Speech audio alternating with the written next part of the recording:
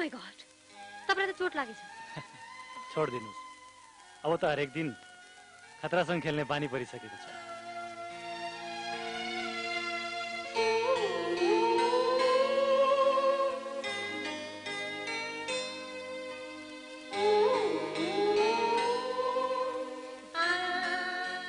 एउटा कुरा सोधौं? सोध्नुस् न। तपाई किन यसरी ज्यानै जोखिममा पारेर यस्तो समाचारहरू खोज्नुहुन्छ? Thank you miss Kanchan. कञ्चनजी, म पत्रिकाका पाना भर्नुको लागि समाचार खोज्दिनँ। समाजमा भएका अन्याय, अत्याचार र अपराधका घटनाहरूलाई जस्ताका तस्तै जनताको सामु ल्याएर सभ्य समाजको निर्माणमा सहयोग पुर्याउन चाहन्छु म। राहुलजी, आज तपाईसँग भेटेर धेरै खुसी लाग्यो। भन्नुस् त, आज के हो? के हो आज? आज फ्रेन्डशिप डे हो। इफ यु डोन्ट माइन्ड, आजदेखि म तपाईलाई साथी बनाउन चाहन्छु। Why not? मलाई त खुसी लागिरहेको छ तपाईँ जस्तो साथी पाउँदा। त्यसो भए तपाईको हात मलाई दिनुस्। आई मिन तपाईको हात अगाडि बढाउनुस्। बढाउनुस् न, बढाउनुस् न भनेको।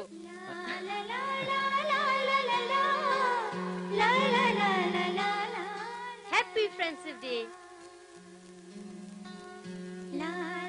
थ्याङ्क यू कञ्चनजी, तर मसँग तपाईँलाई दिने केही पनि छैन।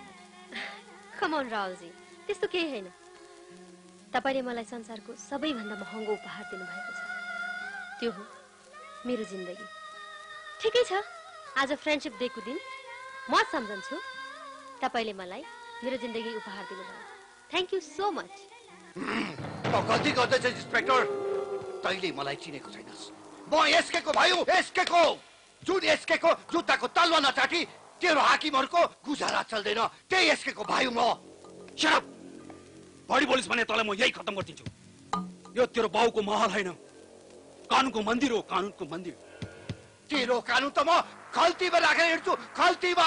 पहिला मेरो दादाको फोन त आउनु दे, त्यसपछि तैले जति अपमानको साथ मलाई यहाँ भित्राएको छस्, त्यति नै सम्मानको साथ तैले मलाई यहाँबाट बाहिर निकाल्नुपर्छ। कोसिस। यो इन्सपेक्टर अभयको पन्जाबाट यदि कुनै पनि अपराधी कसैको पावरमा बाहिर निस्कन्छ त त्यो सिर्फ व्हीलचेयरमा निस्कन्छ, व्हीलचेयरमा।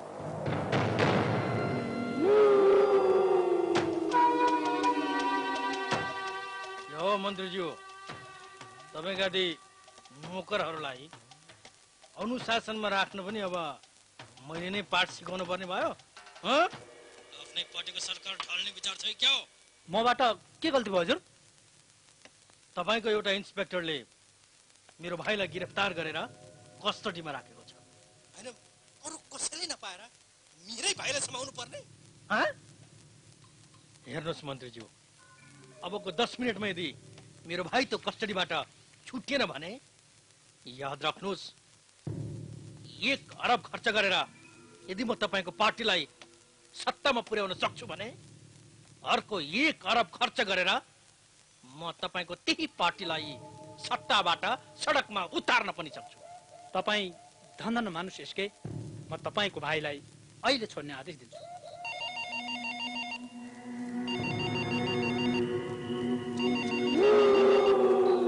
ए इन्स्पेक्टर, फोन उठा न यार फोन। हेलो, जय नेपाल सर। बाबु राजालाई छोड्देऊ इन्सपेक्टर। तर सर ऊ माथि त हत्याको आरोप छ। मैले के भने सुनेनौ? बाबु राजा हाम्रो मान्छे हो, छोड्देऊ उसलाई। सरी सर, मलाई त थाहै थिएन बाबु राजा हजुरको मान्छे भनेर। किन, के भयो? मैले उसको दाँत झारिदिएँ, हात भाँचिदिएँ, खुट्टा पनि भाँचिदिएँ। मलाई अरू कुरा थाहा छैन, त्यो मेरो मान्छेलाई तुरुन्तै छाड्दे। अब हजुरले भनिहाल्नुभयो, छाडिदिन्छु म उसलाई। हस्। ओए रामे। हजुर सर। ढोका खोल।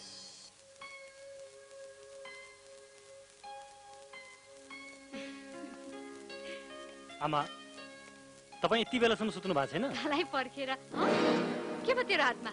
कसरी लाग्यो चोट? ओफो आमा, तपाईँ त त्यत्तिकै आत्तिनुहुन्छ। त्यो अफिसमा काम गर्दा गर्दै अलिकति चोट लागेको हो। ल हिँड, खाना खान जाउँ। हुन्छ, तपाईँ बस्दै गर्नुहोस्, म एकैछिनमा फ्रेस भएर आउँछु। ए राहुल, सुन त, मेजर साहबले सोध्दै हुनुहुन्थ्यो राहुलको के विचार छ भनेर। ओफो आमा, फेरि उही कुरा? म अहिले बिहे गर्न चाहन्न। अनि कहिले गर्छस् त? जुन दिन म आफ्नो मनले खाएको केटी भेट्छु।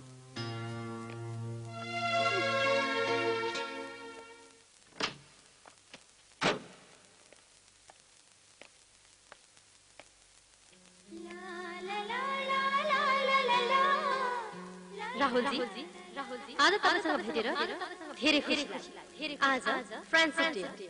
इफ यु डोन्ट माइन्ड, आजदेखि म तपाईलाई साथी बनाउन चाहन्छु। तपाईले मलाई संसारको सबैभन्दा महँगो उपहार दिनुभएको छ, त्यो मेरो जिन्दगी। ठिकै छ, आज फ्रेन्डशिप डेको दिन म सम्झन्छु तपाईले मलाई मेरो जिन्दगी उपहार दिनुभयो। Thank you so much.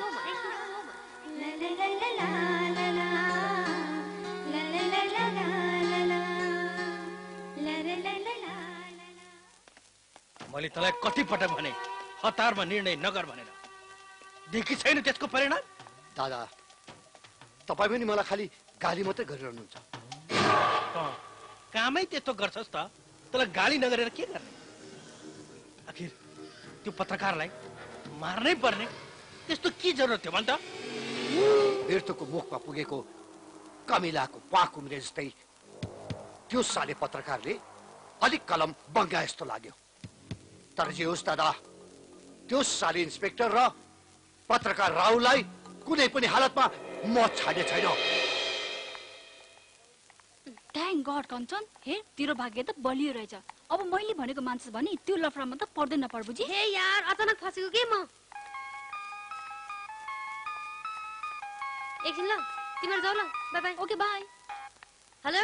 High कञ्चनजी, म राहुल। म तपाईँलाई एकपटक please.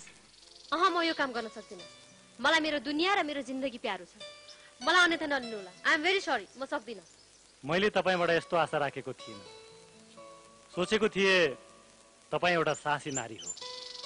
Oh com on Rahulji, त्यो मान्छेको क्रूरता मैले मेरो आफ्नो आँखाको अगाडि देखेको छु। हेर्नुस्, मूर्खको अगाडि भगवान त डराउँछन् भने म त साधारण मान्छे, त्यसमाथि पनि छोरी मान्छे। किन भने त्यो के मान्छे?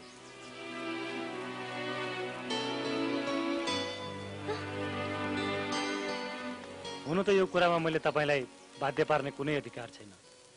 यहाँ आफ्नो लागि लड्नेहरू धेरै छन्। एकपटक अरूको लागि लडेर हेर्नुहोस्, वास्तविक जीवन त्यही पाउनुहुनेछ। अनि तपाईँ पनि अरूको निम्ति बलिदान दिन तयार हुनुहुन्छ। जित त्यसैको हुन्छ कञ्चनजी जसले अन्याय र अत्याचारको विरुद्धमा बोल्ने हिम्मत गर्छ। आउनुहोस् मसँग।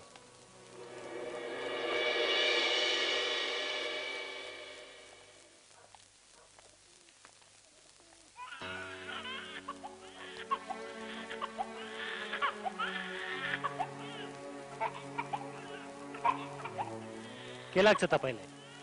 मैले यी महिलाको अवस्थाको बारेमा पत्रिकामा छापेर व्यापार गर्न खोजेको हुँ? होइन कञ्चनजी, मैले त उनलाई न्याय दिलाउन खोजिरहेको छु। तपाईको आँखा अगाडि जुन पत्रकारको विवश हत्या गरियो, उनकी विधवा हुने नि।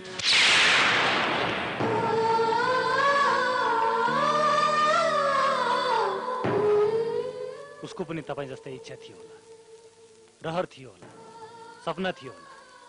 तर उसले आफ्नो पेशागत धर्म र कर्तव्यको अगाडि पत्नी र काखे बालकलाई पनि सम्झेन।